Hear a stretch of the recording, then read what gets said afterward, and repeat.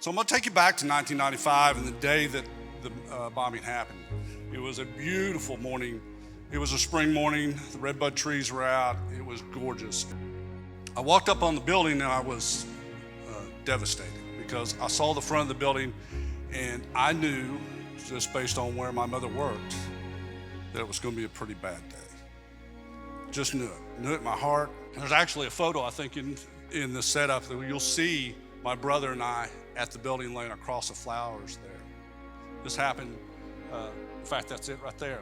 That's my brother Kenneth and I and the fire chief walking over to the area where she still was buried. We were taken across the flowers. This was approximately about 10 days after the bombing. On Memorial Day of that year, roughly a month and a half after the bombing, they found my mother and they called me about 2 o'clock that afternoon to tell her. But what we were amazed at during that period of time was how people responded. I don't think there was a day that went by that, certainly in that moment, where we weren't just fully shocked by how wonderful folks were. It was very heartbreaking. I hope no one else has to go through that the way that those people did. I just hope people will help people if this happens again and understand how it affects their lives.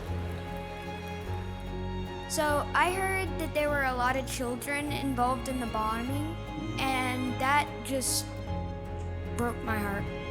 There were a lot of kids on site that day, and so I think that's what galvanized America, was how impactful. A lot of people would think that it would just be adults, and it wasn't. I think the kids' lives lost were a major impact to everyone who heard about it and saw it on TV.